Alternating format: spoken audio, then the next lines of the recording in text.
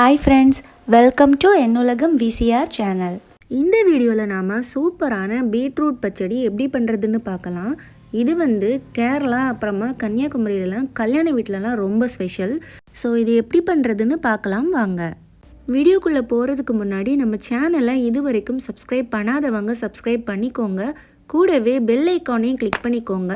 அப்போ தான் நான் போடுற வீடியோலாம் உங்களுக்கு நோட்டிஃபிகேஷனில் வரும், நீங்களும் உடனே பார்க்க முடியும். இது செய்கிறதுக்கு நான் இன்றைக்கி 2 மீடியம் சைஸ் பீட்ரூட் எடுத்திருக்கேன். அதை இந்த மாதிரி தோலெல்லாம் எடுத்துகிட்டு கட் பண்ணிவிட்டு குக்கரில் சேர்த்துடலாம்.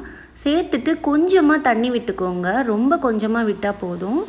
அப்புறமா கொஞ்சமாக உப்பு, இவ்வளோ சேர்த்துட்டு குக்கரை மூடி நம்ம வேக வச்சு எடுத்துடலாம். 3லேருந்து 4 விசில் வரைக்கும் வச்சு எடுத்தால் போதும். நாம் இப்போ இதுக்கு மசாலா கலவை ரெடி பண்ணிடலாம். அதுக்கு அரைக்கப்பளவுக்கு தேங்காவை மிக்ஸி ஜாரில் சேர்த்துக்கிறேன். அதில் ஒரு 3 சின்ன வெங்காயம், ஒரு 2 பச்சை மிளகாய், ஒரு அரை டீஸ்பூன் அளவுக்கு சீரகம் சேர்த்து கொஞ்சமாக தண்ணி விட்டு இந்த மாதிரி அரைச்சி எடுத்துக்கலாம். இப்போ நம்ம பீட்ரூட்டை அரைச்சி எடுத்துடலாம். பீட்ரூட் நல்லாவே வெந்திருக்கு. இது ஆறுன அப்புறமா மிக்ஸி ஜாரில் சேர்த்துடலாம். சேர்த்துட்டு கொஞ்சமாக தண்ணி சேர்த்துக்கோங்க. நம்ம பீட்ரூட் வேக வைக்கும்போது சேர்த்தோம்ல அந்த தண்ணியே போதும். ஸோ இதை நம்ம பேஸ்ட் மாதிரி அரைச்சி எடுத்துடலாம். இதை இப்போது ஸ்டவ் ஆன் பண்ணிட்டு ஒரு பேனில் சேர்த்துடலாம். இப்போ இதில் நாம் அரைச்சி வச்சுருக்க தேங்காய் பேஸ்ட்டை சேர்த்துடலாம். சேர்த்து அப்புறமா இதை நல்லா கலந்து விட்டுடலாம். கலந்து விட்டுட்டு ஒரு 5 நிமிஷத்துக்கு சிம்லேயே இதை நல்லா நம்ம வதக்கி எடுத்துடலாம். இதை அப்படியே கொஞ்சம் நம்ம கலந்து விட்டுட்டே இருக்கணும். அப்போ தான் அந்த தேங்காய் பேஸ்ட் கூட பீட்ரூட் நல்லா மிக்ஸ் ஆகும். ஸோ இதை நல்லா அப்படியே நம்ம கலந்து விட்டுடலாம். ஸோ மிக்ஸ் பண்ணிவிட்டு 5 நிமிஷம் இதை அப்படியே விட்டுருங்க. லைட்டாக அது கொதிக்கட்டும். லைட்டாக கொதி வர ஆரம்பிச்சிருச்சு. இப்போ இதில் நாம் 1 கப் அளவுக்கு தயிர் சேர்த்துடலாம். ரொம்ப புளிப்பான தயிரும் வேண்டாம், புளிப்பு கம்மியான தயிரும் வேண்டாம், மீடியமாக இருக்கிற மாதிரி சேர்த்துக்கோங்க. இது நல்லா கலந்து விட்டுடலாம். ஸ்டவ்வை லோ ஃப்ளேம்லேயே வச்சுக்கோங்க. ஏன்னா இந்த தேங்காயெல்லாம் பிரிஞ்சிரும் நம்ம தயிர் சேர்த்ததுனால.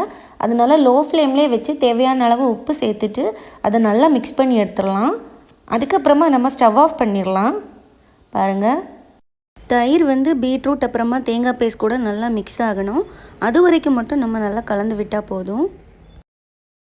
இப்போ ஸ்டவ் ஆஃப் பண்ணிவிட்டு நம்ம இதுக்கு தாளித்து ஊற்றிடலாம்.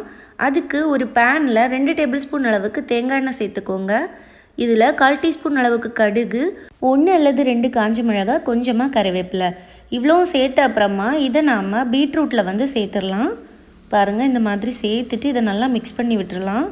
அவ்வளோதான், நம்ம சூப்பரான டேஸ்டான பீட்ரூட் பச்சடி இப்போ ரெடி ஆகிடுச்சு. இது ரொம்பவே டேஸ்ட்டாக இருக்கும். எப்பயும் ஒரே மாதிரி செய்யாமல் பீட்ரூட்டை இந்த மாதிரி செஞ்சு கொடுத்தாலும் வீட்டில் எல்லோரும் விரும்பி சாப்பிடுவாங்க. எனக்கு இது ரொம்பவே பிடிச்சமான ஒரு ரெசிபி. ஸோ நீங்களும் ட்ரை பண்ணி பாருங்கள். இது எப்படி இருந்துன்னு கமெண்டில் சொல்லுங்கள். உங்கள் ஃப்ரெண்ட்ஸ்க்கும் இதை ஷேர் பண்ணுங்கள். தேங்க்யூ.